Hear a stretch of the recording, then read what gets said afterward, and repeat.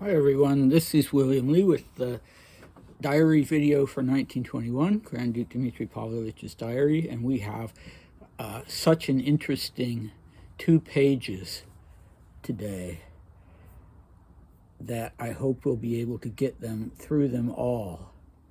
Actually, it's really 3 pages, but I hate to interrupt it because it's all talking on the same theme, and we're getting into now some very personal information and things that Dmitry wasn't talking about with his friends, maybe with Maria, but he needed these diaries because he had an internal life that he wasn't comfortable expressing to other people. And so this is one of those sections where his diary is, he doesn't write Dear Diary, but it's a place for him to really express his thoughts.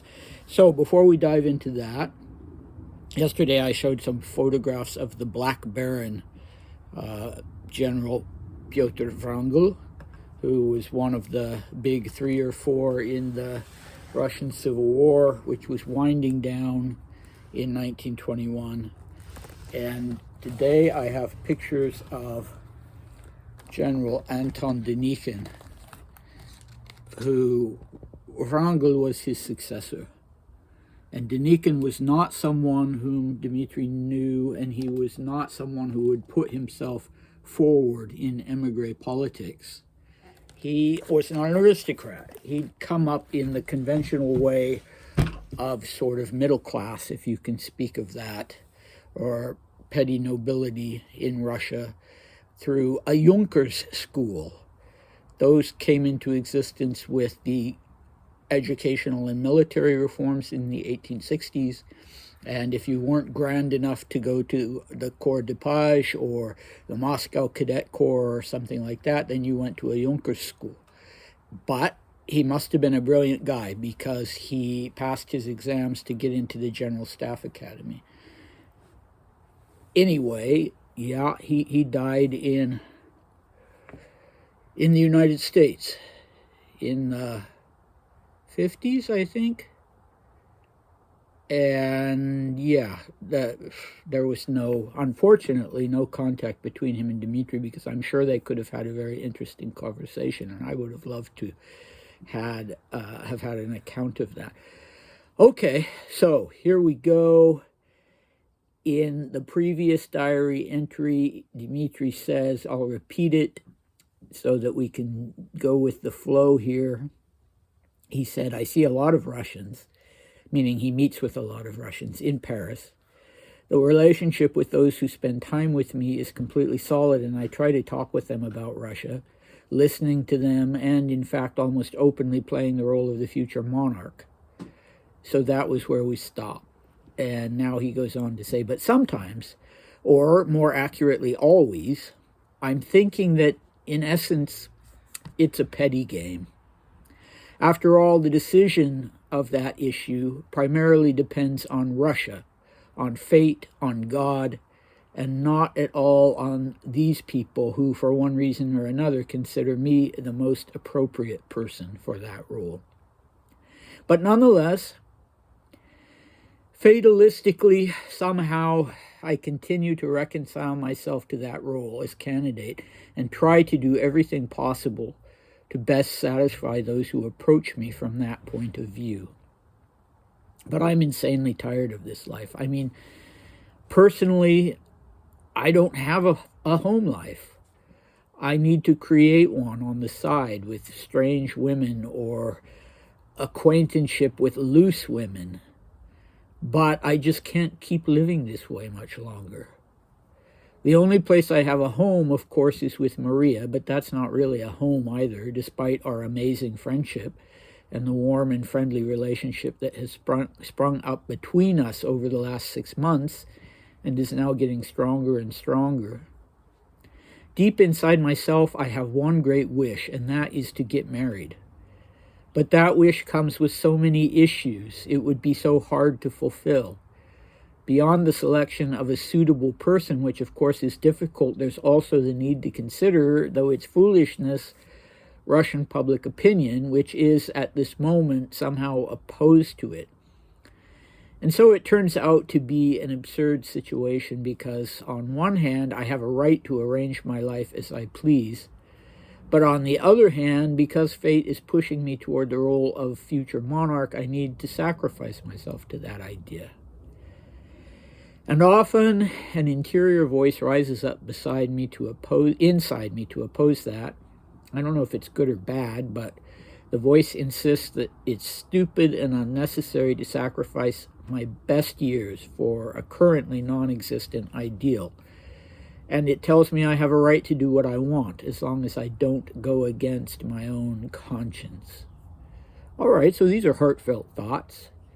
You may or may not sympathize with the point of view he's taken he is taking in relation to these issues, but that's where he's at. So, is he the sacrificial lamb in the sense of fate, he says, is pushing him toward the role of future monarch, and also these various Russian generals and dignitaries, as he calls them, who come to visit him and have a sort of audience in the mornings in Paris. And does he really not want to do that? Or does he really want to do that? Sorry, there goes my phone. I pulled out a cord. I think he really wants to do it. I think he really envisions himself in that role, but he doesn't want to do it. And of course it would be a daunting thing for anyone to contemplate. All right, so he is a man who is able to detach himself to an admirable extent from what the reality, the fantasy and the reality. So even as he's talking about how he needs to sacrifice himself to this future role, he also is bearing in mind that at this point it's more or less a game. And there may not be any, he's thinking, well, I'm turning 30. That's a big birthday for anybody. So he's turning 30 this year, and these should be the best years of my life. And do I want to devote them to preparing for this role that might never come into being? So good question, old boy.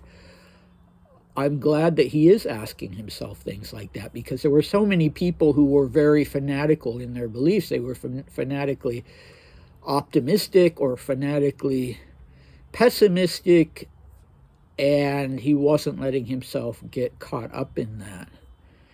And, this is something that he reiterates throughout the diaries, that the decision on whether there will be another Tsar in Russia, or emperor, or simply sovereign, depends on the Russian people themselves. And I really don't think he's just paying lip service to that. I think he really understands that nothing is going to work in Russia unless the people themselves are behind it.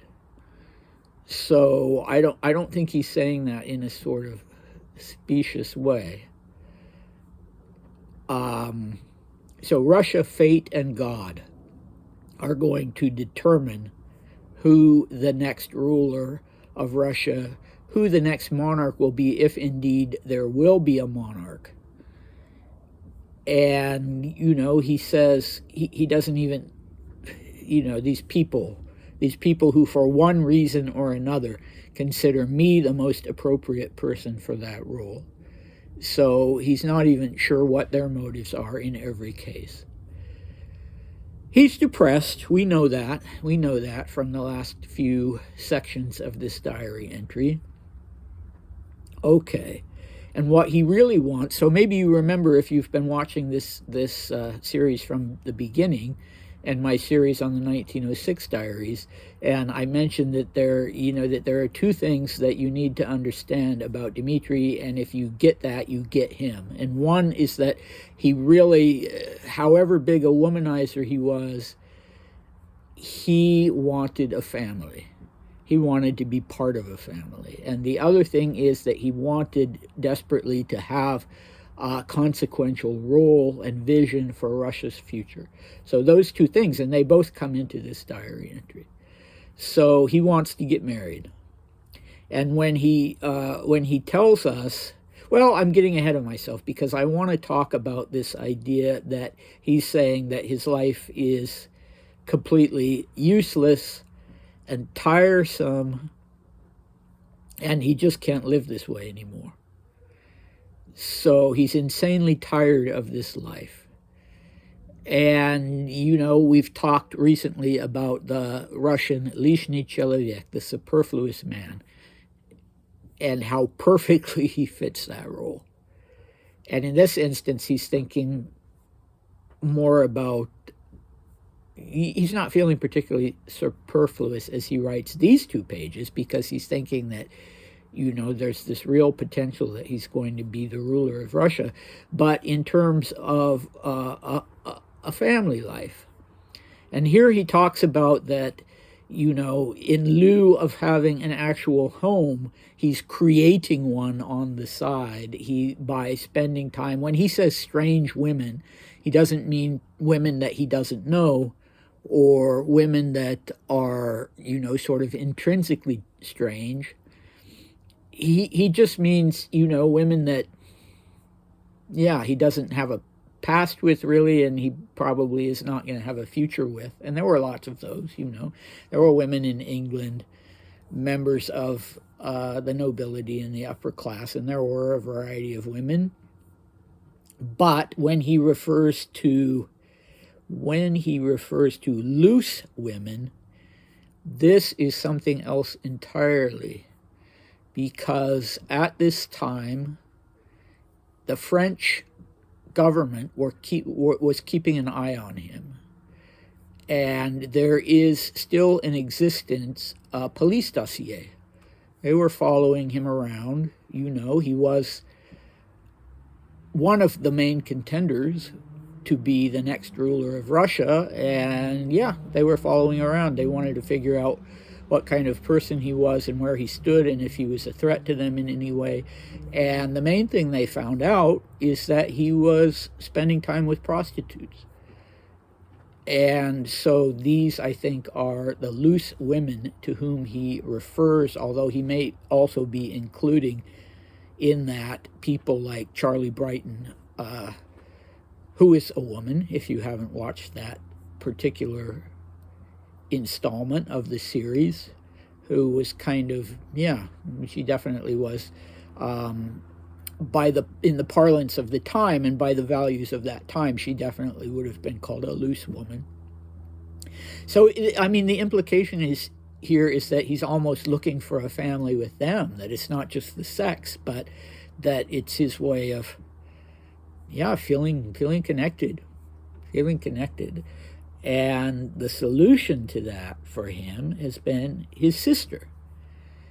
And I was just talking today in a Zoom meeting with a group of fellow Romanov researchers about his relationship with his sister and how close they were.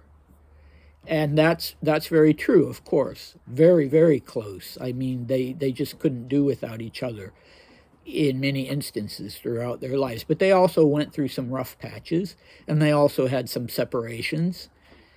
And of course, Dmitri was booted out of Russia at the end of 1916, and Maria doesn't appear in London. I should have checked my notes. It was either late 1918 or it was 1919, so they were separated for a couple years, more or less. And when they were kids, they fought like cats and dogs, like kids tend to do, like siblings tend to do. But, so apparently because of, they'd been in different locations, and who knows what had been going on before that. But they've sort of rediscovered each other. So they shared a house. Maria and her husband and Dmitri shared a house in London. And then in Paris, they have gotten even closer to each other. Marie's marriage is a bit strained, and she needs, she needs emotional support, and Dmitri needs emotional support, and he's going to her place, to her flat, pretty much at least once a day, and sometimes more than once a day. And he particularly likes spending one-on-one time with her. And so this is where he finds his Zuhause, his Daheim, or his at home, let's say. Neither of them expect to be living in the flats they were living in, for too long. So it wasn't home in the sense of an established home, but when they were together, they were at home.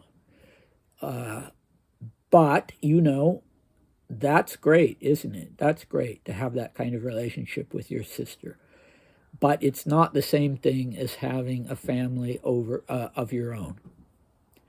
So this is what he's really craving. And now he starts talking about the obstacles to getting married. And it sounds a little cold the way he puts it. He talks about the obstacle of the complexity of the selection of a suitable person. And that sounds colder than it really is. I mean, let's face it, that is difficult. Finding someone whom you're compatible with is difficult. It's very difficult. And yeah, that's really all he's saying. And we also have to keep in mind how different the conception of marriage was at that time in that class in the aristocracy, and especially with royalty, and especially for someone who's thinking that he's fated to be the next ruler of Russia. And so he does need to find a suitable person. There's no doubt about that. And let's be pragmatic, because he's being pragmatic. But he will talk a great deal more about this, and he'll talk about where love comes into this picture. So don't rush to judge him on this, because he has a lot to say on this topic beyond what he's saying here. So, and what he's saying here is that he knows it's nonsense, he knows it's foolishness, from the perspective of what is really valuable in life. He knows that it's foolishness to contract a sort of dynastic or political marriage. But if that's his fate, that's his fate. And he's weighing this. He's really actively weighing this as to whether that's his fate or not, whether that's the way to go or not. And what he's citing here, Russian public opinion, is, I don't know if he had any way of knowing what public opinion in Soviet Russia would have been about him getting married, but for sure, the emigre public opinion, was, there were several emigre journals already that were being published. Each one usually, there were the right-wing ones and the left-wing ones and the moderate ones, and public opinion was something that the Romanovs didn't have to worry about until about the middle of the 19th century. And then all of a sudden there was public opinion during the period of great reforms, and the Grand Dukes had to reckon with that. And some of them handled that all right and some of them not. But that was a big change for them. All of a sudden you have the start of civil society, and you have a relaxation of the censorship, and you have to grapple with public opinion. You just have to. Well, Dmitri grew up in an environment where that was the case. So it was never a non-issue for him. And he understood that that was important. But it's interesting what he says here about, at this moment, public opinion is somehow against it, somehow against the idea of him getting married to a suitable person. And why on earth would they be against it? That I can't say. That I have no idea what he's talking about. I guess, I don't know. Maybe he thought that the image that he had at that moment was the image that was working. And what public opinion wanted to see, this young man, without the complication yet of marriage and family. Maybe, I don't know. He was very popular, in particular with young people. And so, yeah, maybe, I don't know. How the heck did he know if public opinion was against it? Maybe it was actually just these cronies, these generals, and so on and so forth, who were saying, no, don't get married. I'm spending too much time talking about this. You can interpret that as you will. And here he talks about this sort of topos of the Tsar martyr, the Tsar sacrifice, the sacrificial lamb. This is a big, Nicholas II, of all the Tsars and emperors of Russia, was probably the best embodiment of that, beyond the Muscovite years in the 17th century. And, Dmitri was partly raised by, or at least in proximity to, Nicholas. So he would have had a sort of inherent grasp of that thread in Russian history, and probably also some psychological inclination in that direction. So we can laugh, yeah, all the drama, you're the sacrifice, blah blah blah. But yeah, for him it was a real thing, definitely a real thing. I don't know why I'm laughing. Okay, yeah, I should stop. 21 minutes. But you see, if you were bored with all the Denikin, Wrangel, and who's the other guy, Kolchak stuff, and the Civil War and all of that, we're getting into some more interesting territory. And for those of you who love the Civil War stuff, we will also, of course, have more of that, although going forward in 1921, when these when the people who were fighting in the Civil War are starting to appear in Paris and London, it's more on the level of people that Dmitri is talking to on a one-to-one basis, rather than him just, talking about events that he's not witnessing that are going on in Russia. All right, I will see you next time. Bye.